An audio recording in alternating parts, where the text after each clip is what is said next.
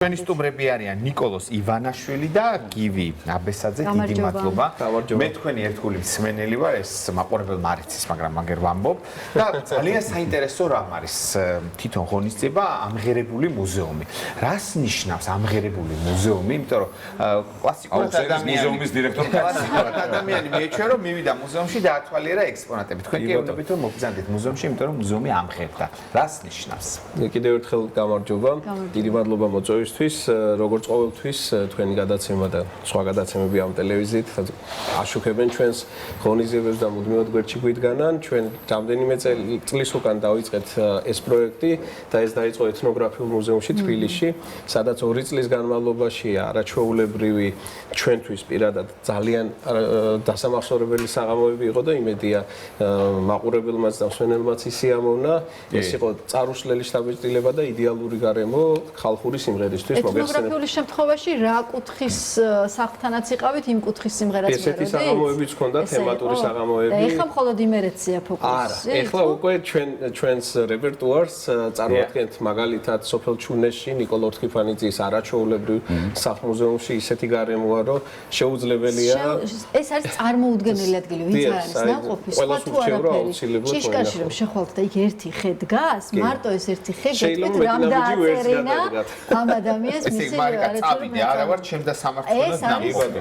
იმერეთის ერთ-ერთი ამ ეზოებში ჩვენი მთავარი მიზანი იქნება, რომ ეს ამ ეზოებში აღვადგინოთ ცოტა ისეთი ხმააღალი ნათქვამია, მაგრამ ის გზნობა ჩვენც შევიგზნოთ, რაც ამ ეზოებში იმ დროს ამ ხალხური სიმღერისას ხდებოდა, როდესაც ეს სიმღერები ბუნებრივად სრულდებოდა ამ ეზოებში და ესეთი იქნება ნიკოლაძის სახლ-მუზეუმი, ესეთი იქნება მუხრან მაჭავარიანის სახლ-მუზეუმი არგვეთში და ბოლოს ოქროს ჩარდაღში ქუთაისში დავაგვირგვინებთ მეფეთა სასახლეში. ეხლა ნახე მეფეთა სასახლეშიც უნდა იმღეროთ, აზნაურის სახლშიც, თავადისაც და თვითონ განწყობა როგორია და თქვენთვის, აი ანსამბლის წევრებისათვის, რომელიც მიჩვეული ხართ სამუზეუმო გარემოში, მოღვაწეობას მაინც აი რა გამოცდილება იქნება ეს თქვენთვის? ჩვენთვის ეს კიდევ ერთი დიდი გამოწვევაა, რა თქმა უნდა, ძალიან საპასუხისმგებლო, როგორც კი უკვე აღნიშნა, დავიწყეთ ჩვენ თბილისის ეთნოგრაფიული მუზეუმით და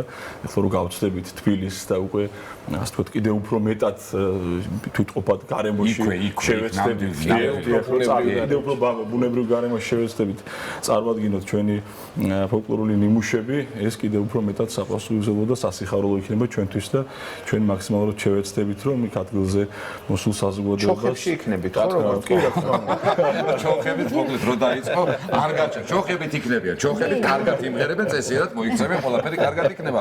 და აი ამ ყველაფერს, რა თქმა უნდა, ალბათ საქართველოს კულტურის სამინისტრო და ისა ფოლკლორის ცენტრი უდგას გვერდით, ხო, ამასთან დაკავშირებით. ჩვენი ბოლო წლების აქტიურობა ყოველთვის მხარდაჭერილია ამ ორი ორგანიზაციის მიერ და რისთვისაც განსაკუთრებულ და დიდ მადლობას უხდით.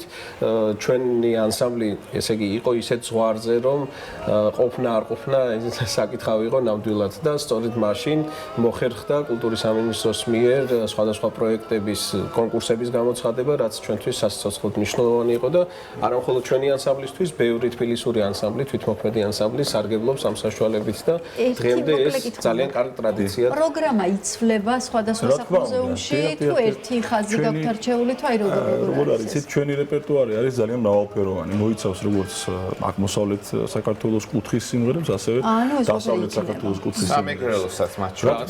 კი,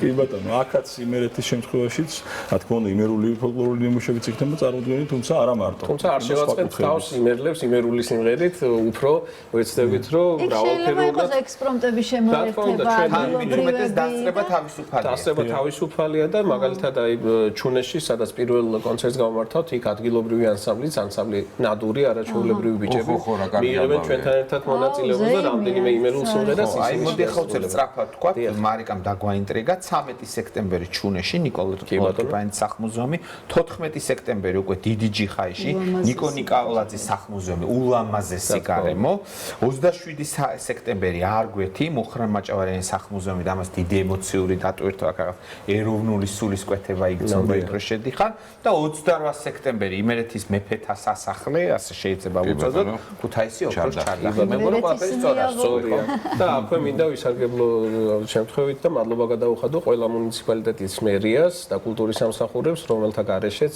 წარმოუდგენელია თბილისიდან ტელეფონით ამ ყველაფრის ორგანიზება ეს ხალხი და რა თქმა უნდა მუზეუმის დირექტორები დიდი ენთუზიაზმით არიან ჩართული ასევე როგორც ინფორმაციაში წერია თქვენ შესახებ დოკუმენტური ფილმიც გამოსულა უკვე და მოგეთ სავსე ხარ სხვადასხვა ტიპის პროექტებიც და წარმატებით 2 ივლისს ქონდა ჩვენ სოლო კონცერტი ყოფნა კი რომ დოკუმენტური ფილმები იქნება ეხლა მარიკა და მით უმეტეს ვასიკო იტყვა რას გადაეკიდე ამ ჩოხებს მაგრამ ეს ხალხი ჩოხებით რო გადმოდგება ოქროს ჩარდახის აივანზე ხო აღდგება ის ისტორიული გარემო რომელიც საუკუნეების ფილმშიც ჩოხებით ფილმში ნაწილობრივ რაზღვებით ამ ფილმში და რაზეა ზამოკეთ რო გითხრა ეს ფილმი ჩვენ მომზადეთ კონცერტის მომზადებისას და კონცერტის დღის სამსახველია ძირითადად თუმცა აქ მოთხრობილია ჩვენი ისტორია როგორ დავიწყეთ როგორ მიდიოდა ყველაფერი აი მაშინ როდესაც ტიტულა ბიჭები ვიყავით ესე ვთქვათ და 22 წლის წინ 23 წლის წინ როცა შევიდეთ და რეპერტუარში იმდენი სიმღერა არ იყო რამდენიც ახლა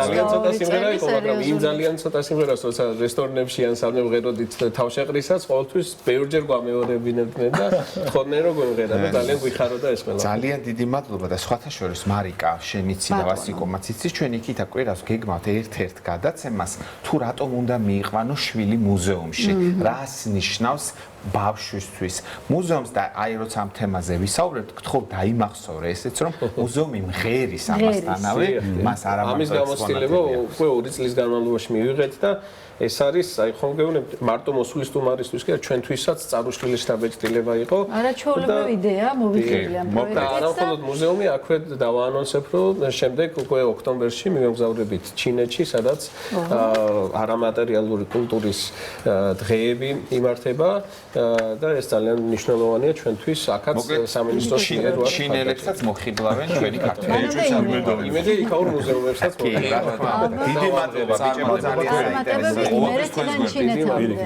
მადლობა ჩვენი გადაცემა ამასობაში დასრულდა